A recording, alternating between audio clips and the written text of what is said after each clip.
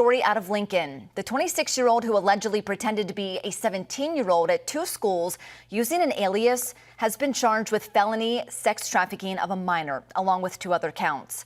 The district is now sharing more about what happened as it reviews its policies. Reporter John Grinvalds has the details.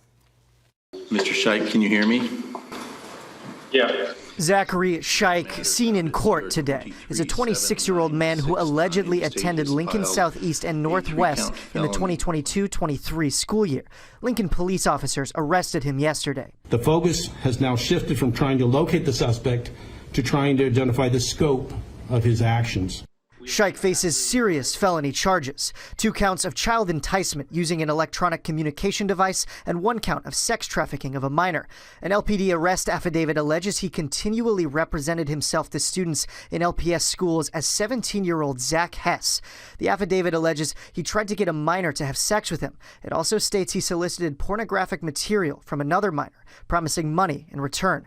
Scheich would have to post $25,000 to bond out of jail, and the court considers him a flight risk. When it was reported to us that an adult was posing as a student, we immediately turned it over to law enforcement and began an investigation as well. Today at a press conference, LPS Superintendent Paul Gossman discussed next steps, including support for alleged victims and potential changes to the enrollment process. We have students who come to us from outside the community, and they provide documentation as a part of that enrollment process from outside the community, which makes verification a little more difficult, but not impossible. And it's within that kind of a realm that we'll take a look at our enrollment procedures, protocol, and make certain that we're being as thorough as we possibly can.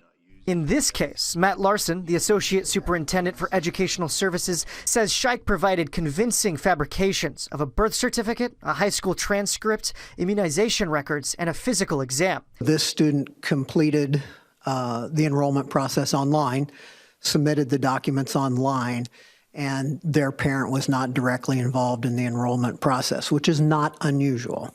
Despite Scheich attending Lincoln Southeast in 2015, Gossman says no one in the school recognized him from that time.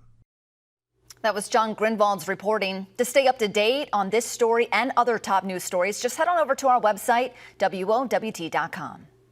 A big party this afternoon.